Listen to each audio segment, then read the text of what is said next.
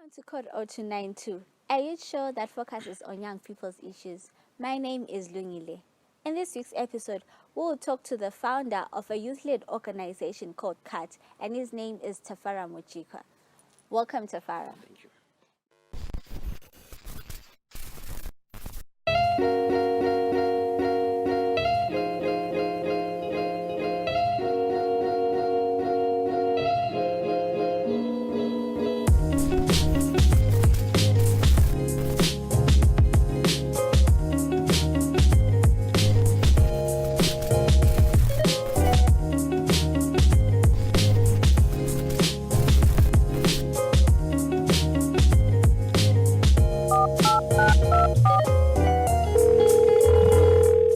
May you tell us all about CAT and the full name of CAT? Okay. CAT his full name is Kuzwa Maihuzo Trust. But first of all, let me say how glad I am to be invited here to share our thoughts and views with you. Kuzwa Maihuzo Trust is a professionally managed organization, and that is youth-led. The organization was incepted in the year 2018 in March, so to date it has been in existence for about a year and a month now. The organization focuses on the problems of young people in their struggle to obtain a life of justice and dignity. So reaching out to the most vulnerable and most disadvantaged young people is very central and key to CAT's mission. Mm-hmm. The organization has participated in a number of activities that include giving out scholarships, that include, we are also in the later stages of opening an orphanage, and we have been going around with mentorship camps to make sure that we bring about all young people into the organization. Mm-hmm. But let me say that we also have a very clear focus on development. Mm-hmm. Reviving hope, offering resources and advocacy is very key to CAT's mission. Mm-hmm. And all these things that I've said to you boil down to purposeful development. And the organization is very focused on bringing about change in our society and our communities. All right. And it is not just any change, but it is purposeful and transformational change. Mm-hmm. So now when I talk about uplifting and make sure that we develop our society, we must first define what is a society and what are the key components which make up a society. So it is our thinking as an organization that a society is made up of, number one, the people that live in it.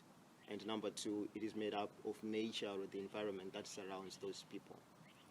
So when two people, it is our thinking, and we submit to you that when two people interact or when individuals interact among themselves, we call that social cohesion and politics. And when when people now engage nature or the environment that surrounds them, we now call that economics. And nature in its own, it is divided into certain components, which is number one, the land, which is air, and which is water. So when people engage nature, we call it that it is economics. When we engage nature at a small scale, it's microeconomics. And engaging it at a large scale, that is macroeconomics. Wonderful. So when a person engages nature on a small scale, let me say when he engages land, that is farming now. When he engages land also, that is mining. Good. So as an organization, our main aim is to uplift and improve our communities so that it becomes an equitable society for everyone. So we have to look at purposeful development, and we have to look at how we interact and engage ourselves as people. Mm-hmm. So the question we must ask ourselves when we talk of a poor economy that is causing young people to live in a brunt and in poverty, we have to ask ourselves, are we engaging nature? And if so, how far are we engaging nature? So these two things of engagement between people and engagement with nature form the very key pillars that are the foundations of Kuzwa Maihuzo Trust is laid upon. Mm-hmm. So when we are talking about the engagement of people among themselves, we are offering an ideology which is called humanism. Mm-hmm. And it is strongly against the current system that is in place, which is called exploitation. We are living in a society, we are living in an environment where people view each other as a means to an end. We view each other as a stepping stones to get to a certain level and to get some certain properties. The thing is, we are putting money before people. We are putting properties before people. And as an organization, we are submitting to us. That is wrong, and the nation and our communities will not develop with such kind of mentality. So what we are proposing the ideology of humanism. And we have been putting it in place, we have been exercising, but now we want it to cascade to all over Zimbabwe and in all communities. Right. And what do we mean by humanism? Okay. The theory or the ideology of humanism, it opposes that of exploitation, in that the humans and the people are an end themselves. It is people before money, it is people before property. The humans and the people amongst ourselves. This ideology brings about the theory that we are keepers of our brothers and sisters. Okay. So- So if I can stop you right there. So from what I'm getting, CAT focuses on promoting humanism. Yes, It focuses on making sure that people's needs are put first before everything else. yes. All right. So maybe you can tell me, why did you actually think of establishing an organization that needs to put people's needs first before anything else? Okay. If I may tell you, Lungi, I grew up in an environment or in a community in the nation where I thought that anywhere outside my community, anywhere outside Zimbabwe is heavenly. And no one could blame me for that. I grew up in an economy where I would see young people not going to school, abusing drugs in the streets. I grew up seeing small girls and small boys, age around 10 to 12, selling tomatoes in the streets and not going to school. I grew up in an environment seeing very vibrant and ideological young people who had aspirations, but those things were crushed because there was no finance, and there was no even one person to put forward and to drive their dreams to make sure that they become a reality. And I grew up in an environment that I saw our mothers and fathers would spend time fasting and in mountains, praying to God, hoping for an intervention, a divine intervention, that one day their lives would just wake up differently. And those that possessed very little faith would spend days discussing politics, hoping that maybe there will come one politician who will just dramatically change their lives. And for the past 20 years that I've been in this world, that hasn't happened. So reflecting upon that, I then realized that there is need for us to bring about what I call purposeful development. That the local people and the young people will now participate in their development. We view the world, we pinpoint what we want as young people and as people. So we participate in our development to making sure that what we want comes into play and comes into reality. So we thought of coming up with an organization that is based on the theories and ideologies of humanism and purposeful development. And that is why we established this organization. All right. So from what I'm getting right now is that your organization, you founded it upon reflecting as a young person. Yes.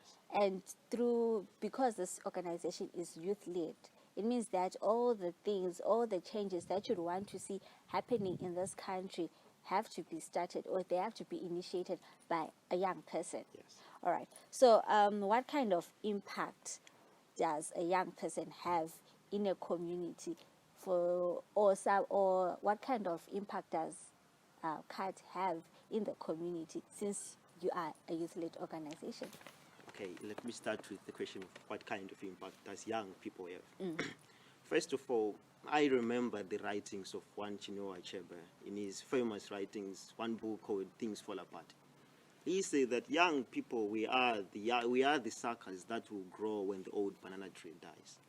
And I'm glad to realize that Zimbabwe is now learning progressively, slow, one step at a time, that Zimbabwe is going to be built by young people.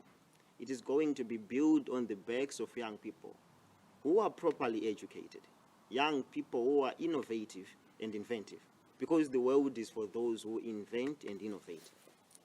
So we have come now to realize that, but there is a problem in our society, and there is a mindset that we have adopted due to the space we were born into and grown up in, which we were bred into. So as an organization, it is key and it is fundamental to realize that Zimbabwe is going to be built by young people. It is going to be built by the energy and courage of young people, but directed by the wisdom of the old.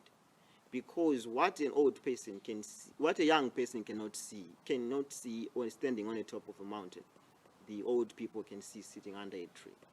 So as young people, we need to realize that the fate of this nation and the future of this nation is in our hands.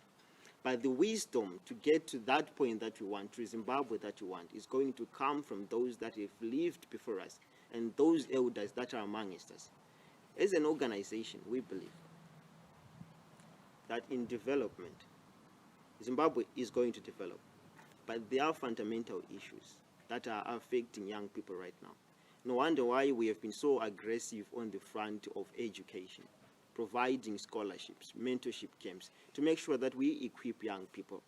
And I must tell you, I'm very zealous and I'm a believer of that young people are going to partake at the table of Zimbabwe's development. But there are some fundamental issues that we need to deal with. And what are these issues that I'm talking about?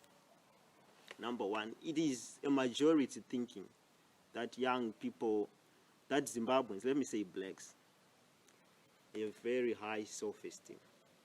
But as an organization, we submit to you. We dare submit without fear of contradiction.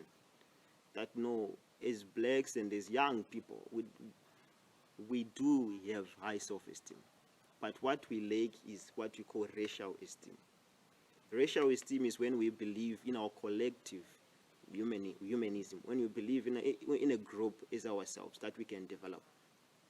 I dare you to go out and ask anyone, that where do you see yourself in the next 5 years? I'm sure that person will tell you that, go and ask any young person, and he will tell you that in the next 5 years, I will be driving an X5, I will be having this company and that company. But ask him, where do you see the agriculture of Zimbabwe in 5 years? What he's going to tell is nowhere. But why? Because it's being spearheaded by blacks. It's being led by blacks. Farms are being managed by blacks, so they will go nowhere. But you are a black person and you say you are going to be having a company and a car in the next 5 years. What is wrong? We believe in ourselves. We have very high self-esteem, but very low racial esteem. As a group, we don't believe that a black person can do it. We believe that only me, I can do it, but the others cannot do it simply because they are blacks. Look around those black people in Zimbabwe that have managed to make it in life, that have managed to gather some riches, and the likes of Strive Masiwa and other millionaires. Anyone who has made it rich, it's either in Zimbabwe and in a black community that you have sacrificed someone or some children in rituals so that you make money, or you are a thief. There must be a way that you've cheated the system to have that money. It's not possible for a black person to be rich. That is what we think. When one is dressed as nice as you are, we say you are dressed like a white man. When you keep time, when you are punctual, we say you keep time like a white man. As if blacks, we are not capable of anything good. As if we are not capable of developing, we are not capable of fostering our own development. We don't believe in ourselves. And that is one thing which is wrong about our young people and our society. Though I believe, and I strongly believe, that it is going to be, the development of our country is going to be led by young people. But as an organization, we are here to panel beat. And there is need of a transplant, a mind transplant of some sort, to make sure that we change the way we think about ourselves, so that we will boost and raise that racial esteem, so that we start to believe that as a group we can do it, that blacks can do it. The moment I don't believe that a black person can be rich, the moment I don't believe that agriculture in Zimbabwe is going to boost because there are blacks in there and that, because the blacks are managing it, then we are not going to develop. We don't believe that as a group we are going to develop. But how are we going to improve our racial esteem? It is very simple. Let us begin to share the success stories of those that have lived before us and those that are living amongst us today. And as we know that there are blacks who have succeeded before, as we know that there are blacks who are succeeding right now and who are making it in life, but then we'll start to improve our belief. Then we'll start now to believe that yes, it is possible and it can be done. I remember one Thomas Sankara of Upper Volta, who overthrew the French government back then, and he became president at a very tender age. The people of Upper Volta, the blacks, were known to provide labor in the neighboring countries. But when he came to power, he said that, but why are we called Upper Volta? And he changed that name. He changed it to Burkina Faso, meaning the land of the upright man. And 4 years down the line, he was assassinated. And the most prizeful or the most valuable assets that he had were 4 bicycles and a small shanky house and $480 in his account. And he was the president. So this now, if we begin to share this kind of history, we then know that we can have leaders that are not corrupt. We have had black leaders that were not corrupt and that were able to foster development of their nations.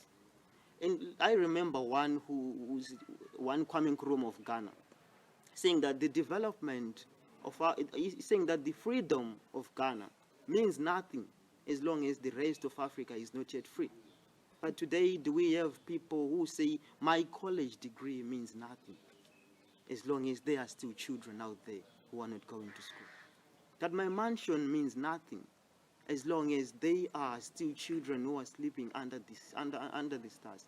But no, we are living in a community where people are chasing their own riches, where honorable men are buying houses and cars they will never drive. They are buying houses they will never sleep in, while at least they are children. So as an organization, we are trying to remove that kind of mentality. We are trying to remove to bring about humanism, to say, no, it matters not for you to have 2 mansions where at least their children sleeping outside, while at least their children not going to school. So for Zimbabwe to develop, young people are going to play a very critical role in the development of our nation and in the development of our communities. But there is a need to make sure that we enter a process of self-actualization and realization of who we are and what we can do as young people. We need to believe in ourselves. All right. Yes. Okay. So the way you're talking, it's very, passionate. I believe that you really think that young people, and you are certain that young people will make a difference in this country. They will.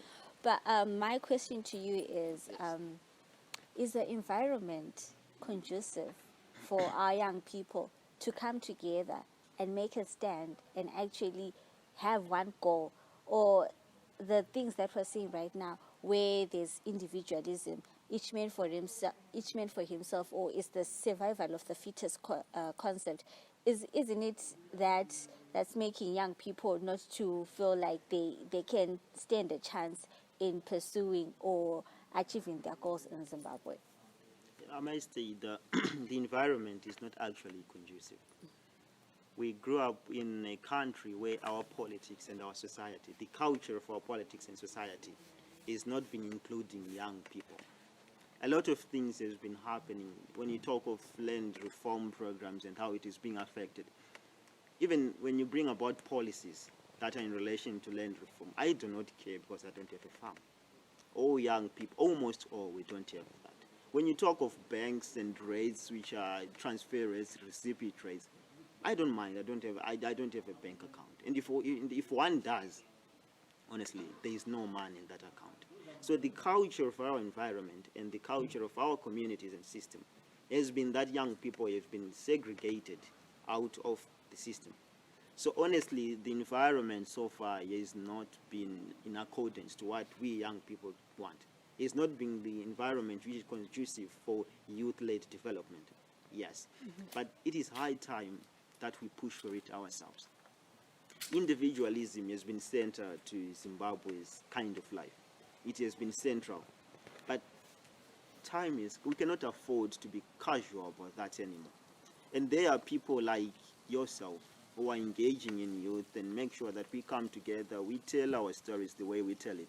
And there are many young people out there in Zimbabwe who are doing good things, who are doing a lot of things, who are sacrificing a lot of things to make sure that other young people get something to eat, to make sure that the country, Zimbabwe, goes into a higher orbit of economic development and social cohesion.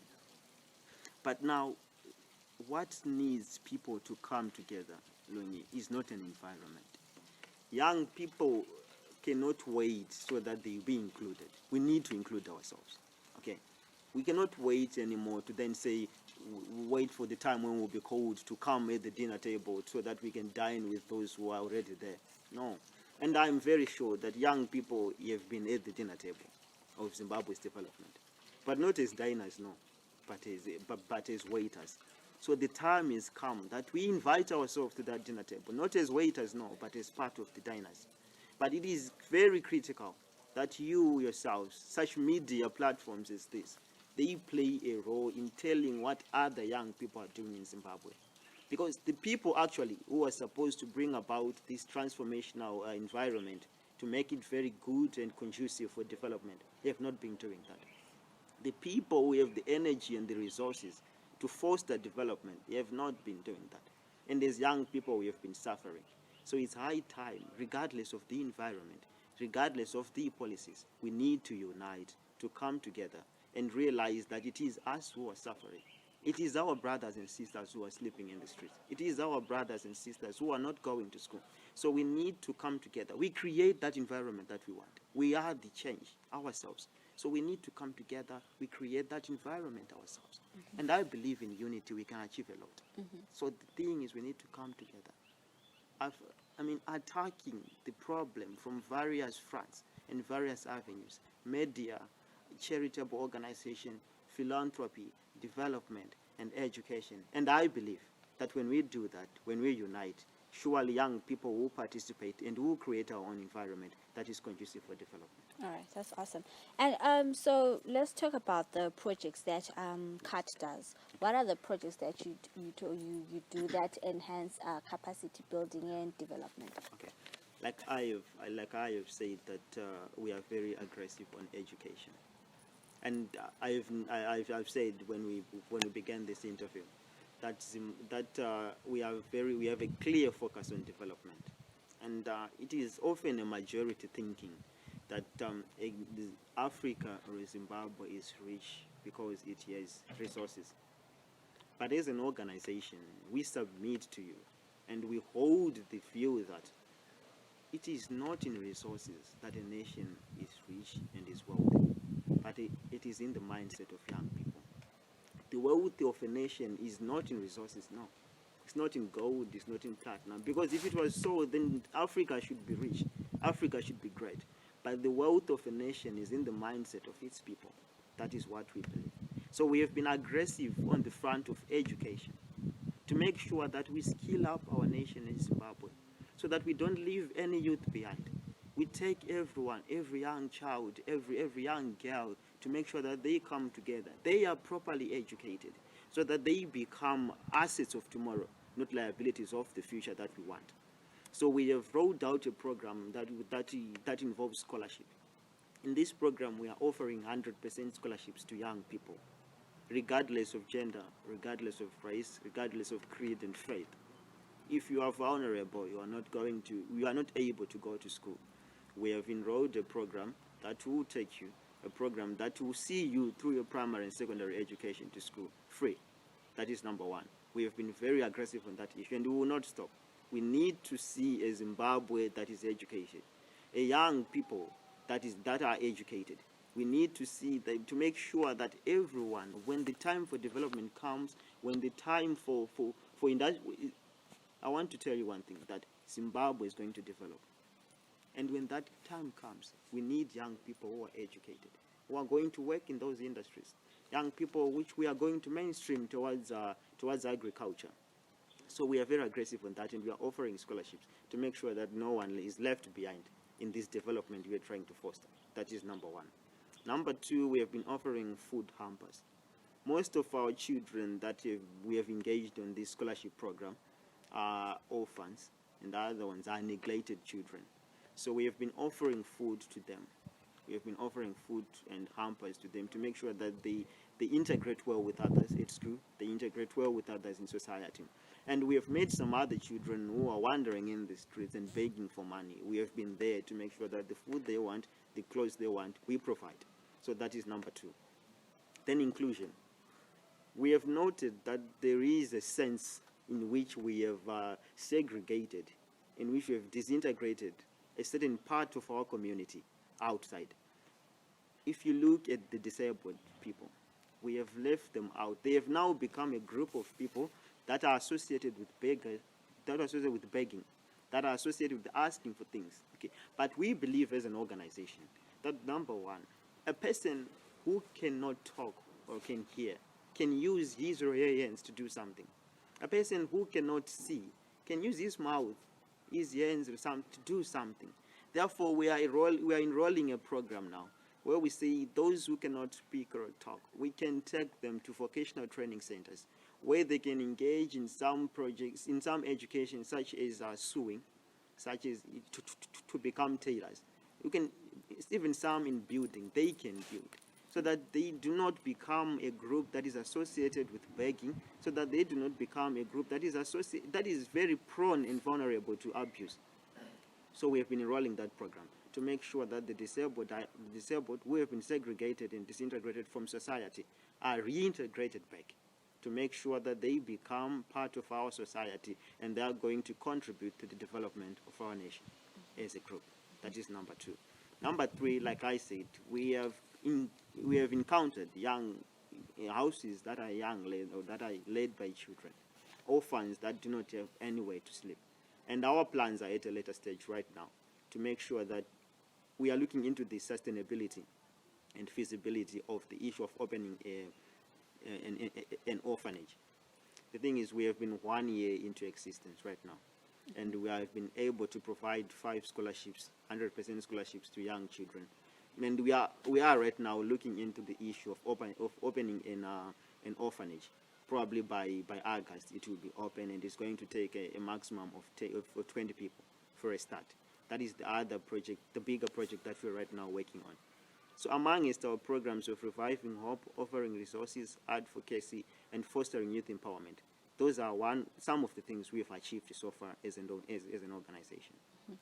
Okay, that's very impressive.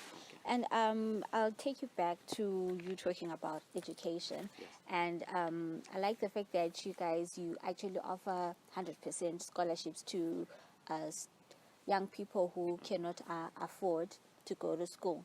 But there's this sentiment nowadays where young people think that entrepreneurship is the way to go.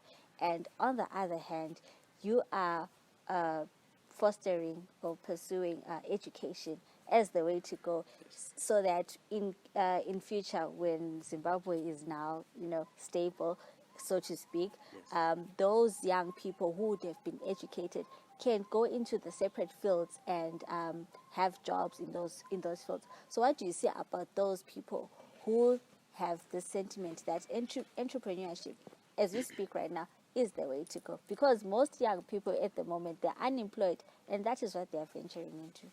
Yeah, entrepreneurship is very important and is key to the development of Zimbabwe and to the development of Africa as a continent. But what we have to bear in mind is that development does not have one road. Okay, there are various ways in which we have to confront this problem of underdevelopment and poverty.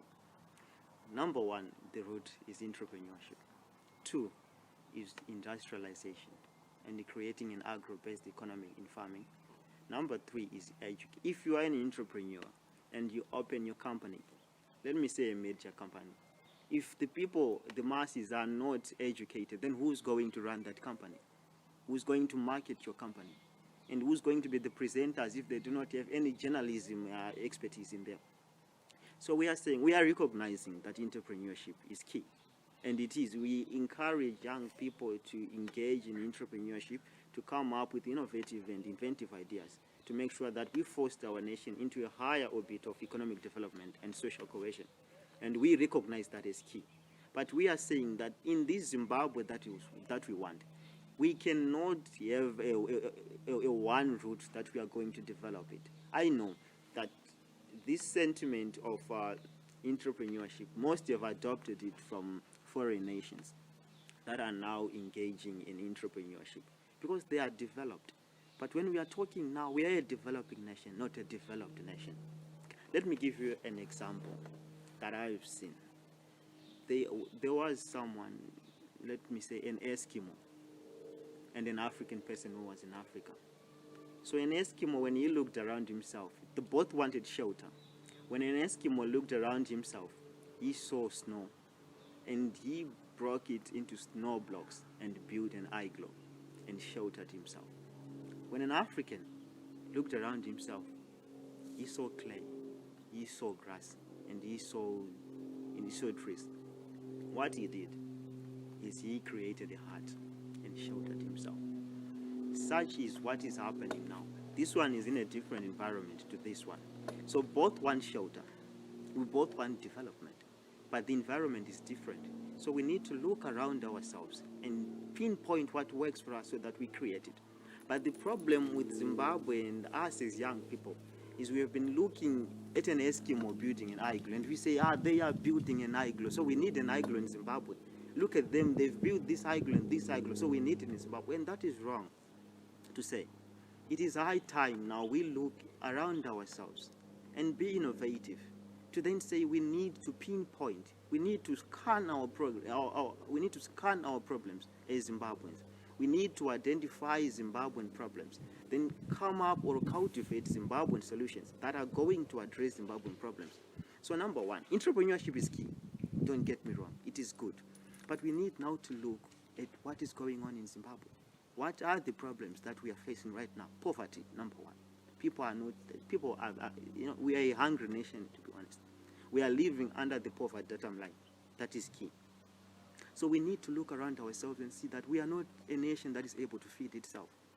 We need to look around ourselves. We have land and we are not using it. We need to look around ourselves. We have minerals, but we are not mining them. We are not processing them.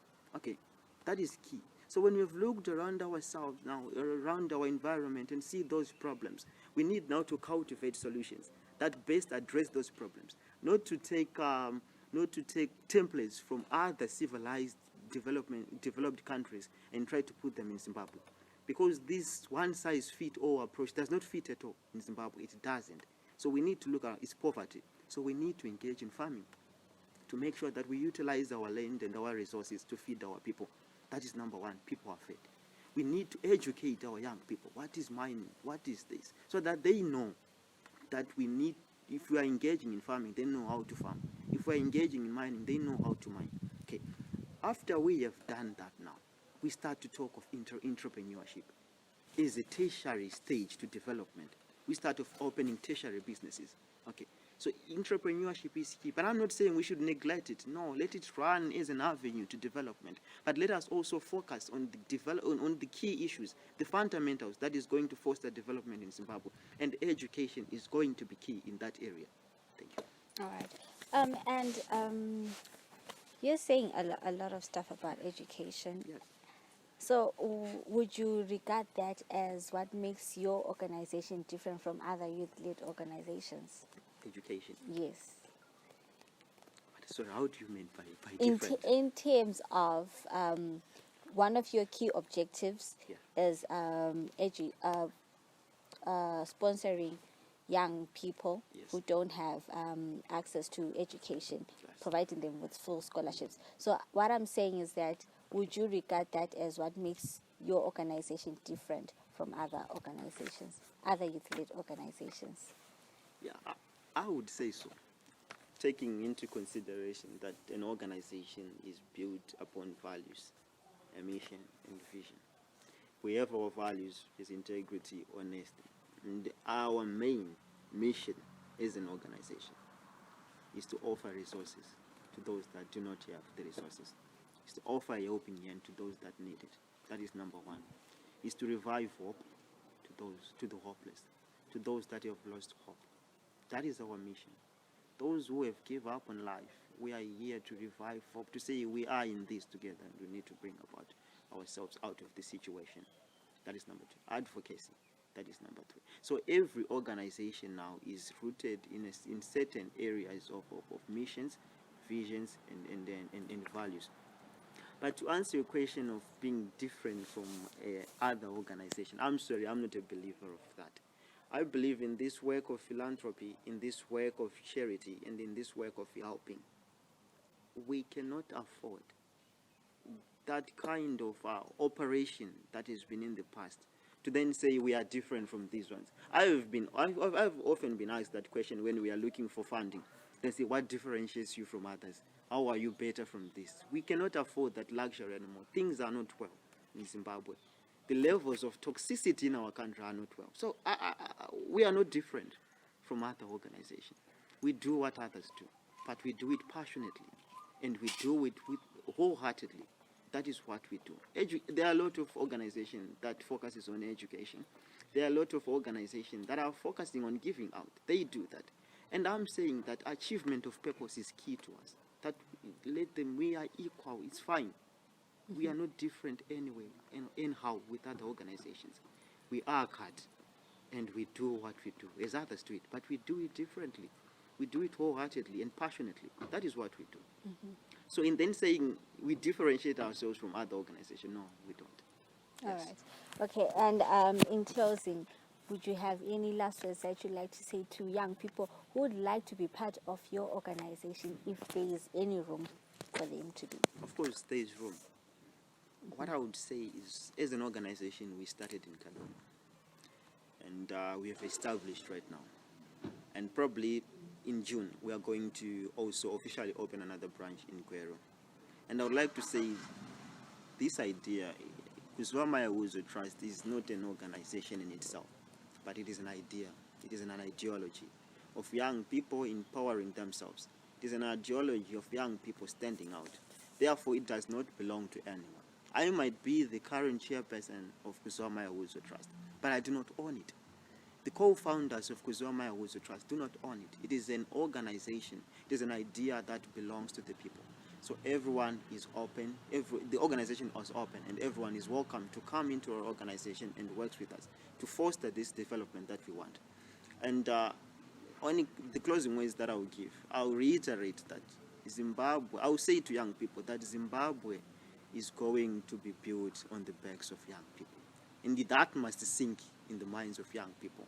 Yes, the young people that are properly educated, the young people that are innovative and inventive. We need a Zimbabwe with young minds that are innovative and inventive.